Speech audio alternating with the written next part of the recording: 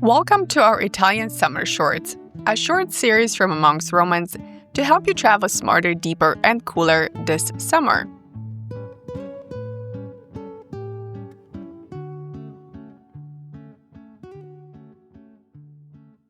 I've talked a lot about going to the beach as one of my favorite Italian summer experiences. But what exactly does that entail? In this episode, I'm going to tell you exactly that. So if you're dreaming of dipping in the Italian Sea, then this episode is for you. In Italy, going to the beach is a culture. It's not just a casual outing. There are several ways you can enjoy the beaches depending on what you're looking for. One of my earliest memories of coming to Italy during the summer was a week on the beach along the Cilento coast in Campania. We rented a summer home with Alex's family, and that was near a beach. It was like a little beach resort town. Think of your typical Airbnb type of a deal where you can cook your own meals, do laundry, and of course, sleep. We did something similar in Puglia, where we rented a condo and walked down the street to the beach. In Calabria, we stayed at an Airbnb also near the beach, and these rentals are usually located in beach areas and are very popular during the summer. This option is best for a long weekend or longer as it gives you total flexibility to have your own space and be close to the beach. And you can also travel around if you want and use this home at your base. Typically, these don't include a spot on the beach, so you have to either bring your own chairs, towels, and umbrellas, or rent them from one of the beach clubs, and I will touch on that a bit more further down. Your next option is to book a hotel near or on the beach that has its own beach access. Now, we used to do that when we used to go to Alba Adriatica in Abruzzo, and the hotel we stayed at wasn't directly on the beach, but it had beach access and umbrellas for the guests. So even though we stayed at, just maybe 5-minute walk from the beach, the hotel had a designated area on the beach where we were assigned an umbrella and chairs, and that was ours for the duration of our stay.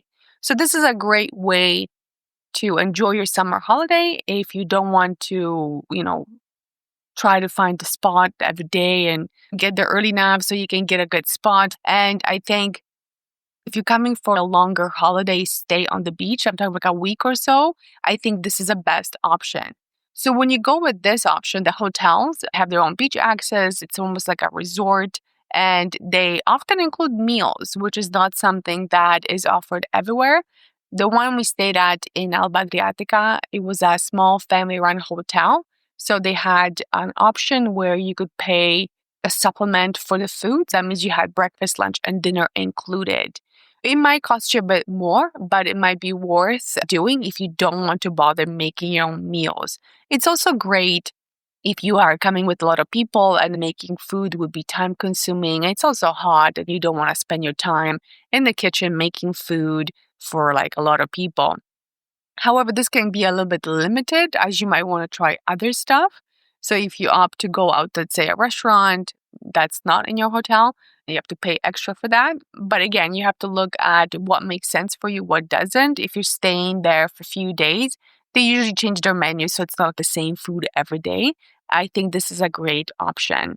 Now, if you don't want to stay for a longer time on the beach, you just want to go for a day or half a day, there's also that option as well. This is also great if you're staying maybe not the closest to the beach. Maybe you are a few minute drive and just trying to pop over and have a beach day. The beaches in Italy have two sections, public and private beaches. So the public is pretty much self-explanatory. It means that anyone can bring a towel, chairs, an umbrella, and claim a spot on the beach. These are great, but there might be limited facilities like washrooms and showers. So you don't necessarily have a lot of options when it comes to that. If that's important to you, like having a shower and like a bathroom facility and change room facility, then this might not be the best option for you. Now, the public beaches can also get crowded. If you arrive too late, you'll be further away from the water. And again, it gets very crowded because lots of people come and hang out on the beach. After moving to Italy, we ended up getting our own beach chairs and umbrella. which makes it easy to just pop over to the beach whenever we like. But if you're traveling, buying your chair and umbrella and dragging them with you is not really realistic. You can still go to the beach as long as you have a towel and sit on it and you don't mind being in the sun. And another option is to go with the private option. In Italy, there's a significant portion of the coastline that is managed by private beach clubs. They are known as bagni, and usually what that includes is the beach itself. The spot on the beach might be bordered by the free beach on either side or next to another beach club. You have a designated spot on the beach that has umbrellas and chairs. You have to pay for that. These beach clubs usually have a lot more amenities. They'll have umbrellas and sunbeds, a restaurant or a bar with snacks. You can have change rooms. There will be showers, and you can rent your own umbrella and chair for the day or a few days. If you're staying not too far, you might want to do that. Sometimes people book those in advance. If you're planning on staying, let's say, I mean, you probably wouldn't stay there for a month, but if you were staying with family for longer than like a few days, I really think this is good to just buy up the space ahead of time. People book their umbrellas, but you can do that. Now, if you're just coming for a day, you can just go with the option of just the, chairs and umbrella for the day. You can, sit there. That's yours for the day. You don't have to fight people for the spot because they are spaced out. It's a paid beach, so you have a bit more space to yourself. You have access to the beach, but you also have those additional amenities. Now, these beach clubs are great, but lately there's been a lot of pushback from the locals about rising prices. So while you can find places that charge around €30, I think that's the very bottom end of the spectrum, but some can go up as high as €90. I was reading this article recently, and it talked about how a lot of Italians are fed up with these beach clubs overcharging people, and they're choosing to go to the free beaches. You might find a lot of these paid beach clubs are not really busy because the prices are too high. Again, €90 is a lot. We've paid up to, I think the most we paid was like €60 for the day. But that was the time we had to, so we opted with that. You don't pay per person, you pay per umbrella and chairs. Sometimes it's 2 chairs, sometimes you can get maybe more. You have to figure out if it's worth it for you or not. The article I mentioned earlier was talking about the locals being fed up with the prices being very high. Again, if you go to like a busy area in a popular touristy part, they will probably charge you more. Can you negotiate the price? It really depends on where you are and when you get there. In the very busy touristy areas, they're not likely to negotiate, especially during the high season. But if you are in like a less touristy, less busy area and you arrive later in the day, they might give you a bit of a discount, but that's not a guarantee. I recommend going to places that display their prices to avoid getting ripped off. And most of them do, especially the bigger beach clubs, they do have them displayed. Now, if there is no prices and you're not sure how much it is, I just say go to go to your Google Maps and check out reviews. People often will be very vocal about prices, how much they paid, was it worth it? Sometimes I've seen like reviews of people saying, well, we were charged this much, but when the Italian people next to us came, they were charged less. So again, depends where you are. If there is no price displayed, check online. If you know how much it is, you might be able to negotiate, saying, why you tell me this when online it says it's this much. If you don't want to look it up, you just want to pay whatever, that's up to you. The private and public beaches are usually next to each other. So it's not like if you go to the free beach, you can't pop over to the paid area. Let's say if you want to have some lunch or a snack, or buy a drink, you can go to the paid beach area because they have, let's say, like a restaurant where you can sit down and eat, or they'll have a shop where you can get some drinks and bring it over to the free area. Again, they might also have a bathroom if you want to use that. So there is that option. Usually they're between each other, so it's not far to get from one to the other. Now, again, it depends where you are, where you're going, and what you want out of the experience. Beaches get very busy, especially in August. So I would say keep that in mind as well. When it comes to what to wear, it's pretty obvious that it's a beach. So you wear your bathing suit. If you go to eat at the beach bar, Usually people would cover up. For men, you'd put a shirt on. For women, a wrap, so you're not just going in your bathing suit to eat. If you're staying in a touristy beach town, people normally don't walk around in their bathing suits. So again, have something to cover up and you should be fine. Like you wouldn't go into a store or a restaurant wearing just your bathing suit.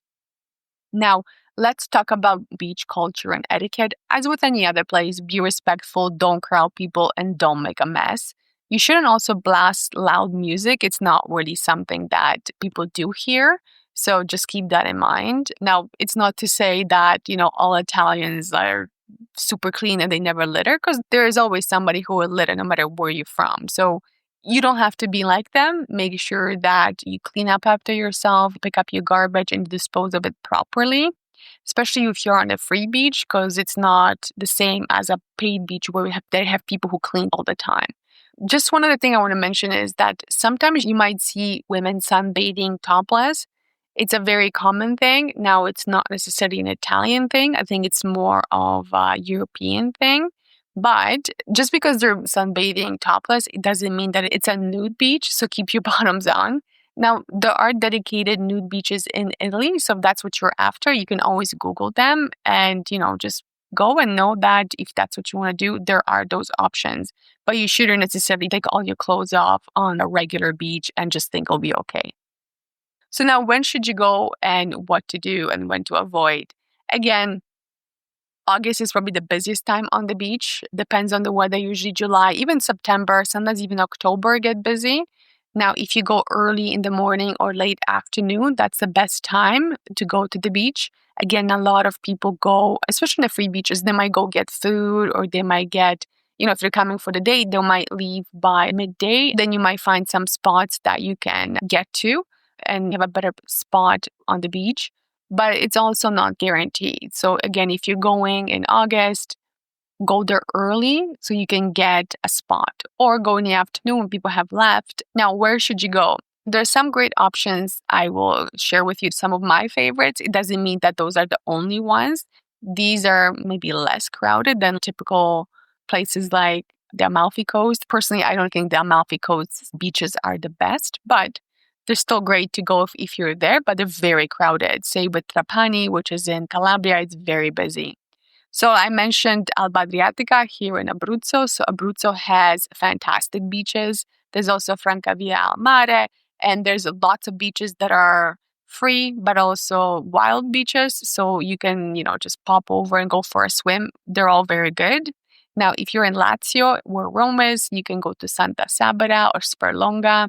Ostia is a beach town not far from Rome, which you can get to with the train. If you are in Rome and you want to escape for a beach day, that's a great option. In Campania, the coast I already mentioned is fabulous. We've been a few times and we went to Palinuro, we've been to Pestum. There's so many great beaches along the coast that are both free and paid. Puglia is also known for its beaches, but it can also get crowded. I think the article that mentioned the €90 for umbrella and chairs was in Puglia, but again, I'm not sure where in Puglia.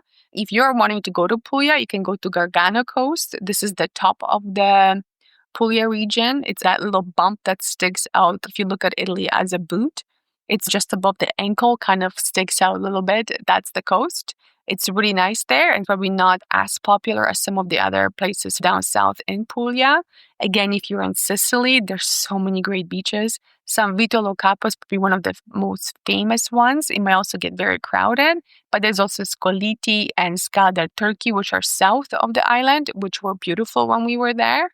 Now, if you want to go to Sardinia, I love the beaches in Sardinia. You really can't go wrong there because the whole island is surrounded with great options. So if you're planning on going to Sardinia, there's tons of options. Now, if you're only going to, let's say, Cagliari, which is the capital, and you're probably going to fly in there, and you want to go for a day trip, you can also go to Villassimus or Poero Beach. Those are great beaches. You can take the bus and go for the day. They're fantastic. So like I said, there's tons of options. No matter where you are in Italy, you're probably going to be able to check out the coast. Now you might be wondering, what should I pack? I wouldn't bring a ton of cash with you, but bring some, because if you're paying for the rentals, you might be able to pay with the card. But it's also good to have some cash with you because there are often vendors selling things on the beach.